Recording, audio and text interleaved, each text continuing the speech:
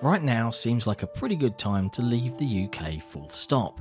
Unfortunately, due to the increasing cost of living and other ridiculous self-inflicted governmental decisions, it's not an option for many of the population. Thanks to Swedish studio Venturous, at least we now have the opportunity to take a relaxing trip while staying indoors and hiding from increasingly unusual temperatures.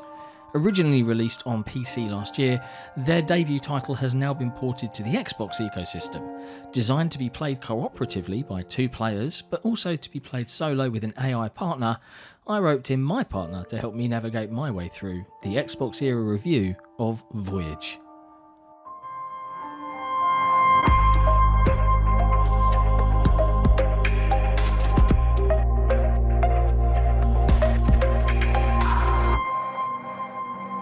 Described as a cinematic adventure game, Voyage takes the form of a 2.5D side-scroller that uses a unique hand-painted design aesthetic to illustrate a wordless tale with no violence or the possibility of character death.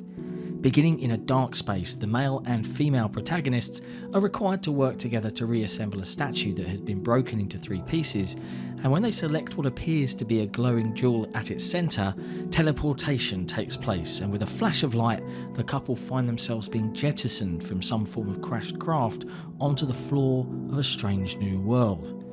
The objective from here is one of constant exploration and the need for forward motion towards an unexplained destination. I won't give away any spoilers in the review, but I will say that the ending of the game was totally unexpected and did leave me somewhat taken aback. You can pretty much ignore the very basic controls diagram and intuitively work out the game's control system yourself. This consists of a come here motion to get your partner's attention, walking, crawling and sliding, push, pull, and boosting each other onto the top of barriers. By far the most useful ability is that given by the Y button, which indicates the location of any objects that need to be interacted with to allow further progress on your journey. This tool stopped any frustration from mounting up in a few of the darker environments where smaller objects were not immediately obvious, and also saved the day when the only glitch we encountered during our playthrough occurred. It was clear that a glitch had occurred as the hint button indicated that an object required interaction, but there was nothing on the screen that we were able to interact with. A game restart revealed a drum that had previously been absent, and after moving it to one of the numerous spirits or alien life forms that appear as constant guides or maybe observers during our journey, we were able to progress.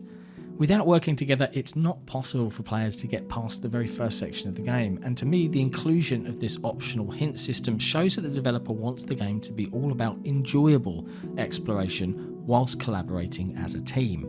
Player frustration has no place within this experience. The scenery changed wildly as our journey progressed, from caverns to deserts, jungles overgrowing the ruins of ancient civilizations, blooming prairies and dune-filled deserts to name just a few. The previously mentioned hand-painted art style combined with the soundscape by Callum Bowen drew us into these locations, and although the game is fairly short, we would have been happily playing it for far longer than it took to complete because of the level of immersion that it offers. For some reason, one of the recurring musical motifs reminded me of the start of Band on the Run by Wings, but overall the musical score is incredibly peaceful and chilled. Although the difficulty level of puzzles faced is fairly basic, again due to the relaxed experience game design, it is fun when they become slightly more complex, like when you're required to retrace your steps and transport a boat over land to another body of water, or when you have to enlist the help of rather exotic local wildlife to overcome obstacles in your way. My favourite creatures were reminiscent of the Hattie-fatteners from the Moomin's children's books. They are long and thin and block your way in large numbers until you move a golden crystal towards them, which causes them to disappear into the floor with a cool splashing noise. The game overall is all about exploration through cooperation and cause and effect from object interaction. During each level, the characters are guided by what looks like an Arctic fox and comes to the end at another location with a statue that must be made whole again to transport you to the next area. Some later sections of the story took place in rather unexpected locations with futuristic technology puzzles, and the story all came together to make some logical sense. Considering that not a word has been spoken throughout the gameplay leading to that point, it became pretty impressive what Venturous have managed to deliver here through a wordless narrative. Although some things remain unexplained at the story's conclusion, we didn't feel cheated in any way, as everything just feels right. The ending of Voyage was unexpected, reminding me in some ways of No Way Out, and haunts me slightly 2 days after finishing it. Still, it was nowhere near as shocking as the finale of Inside, which makes me shudder every time I remember it to this day.